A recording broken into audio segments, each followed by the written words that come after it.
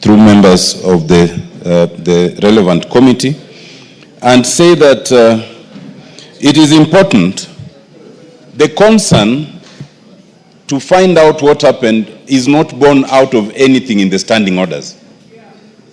But it was a concern for a colleague, because we must all be concerned when a colleague is in distress.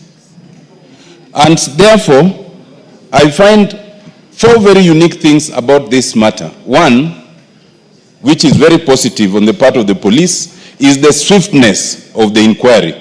I hope we can have such swiftness in all matters. 2 is the openness in terms of the update of what happened. I think that is also a very good thing, and they are to be commended. There are also 2 very unique things which are to be discouraged. The one is that while we call on the police to do investigation, then they are blocked from accessing our colleague, who is the only primary person who can give the most useful information.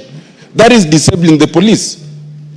And then we might blame them. The second one, which I find unique, is something is developing where when one is admitted, then people come and give updates on their medical condition, people who are not medical practitioners, within the vicinity of the hospital. That usually does not happen in most hospitals. I think that's unique to this very able establishment. And it is not a good thing, because then you don't know if one is speaking authoritatively or not. But that said, Mr. Speaker, abduction is a very serious thing. Unlike my colleagues, I want to welcome the preliminary report by the police, but as they've stated, it's a preliminary report. It's not a conclusive report. I expect that there will be a conclusive report.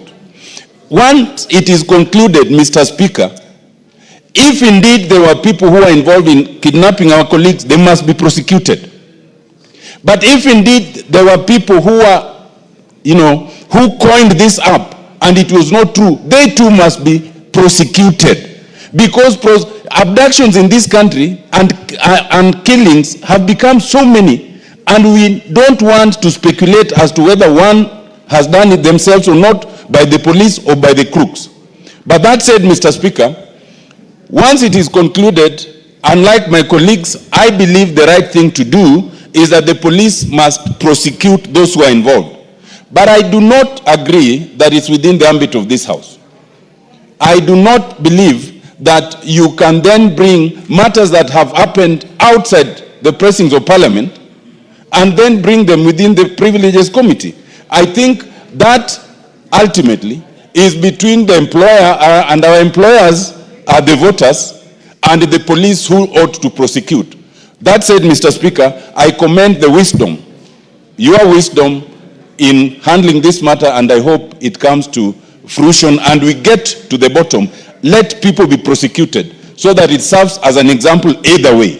Thank you.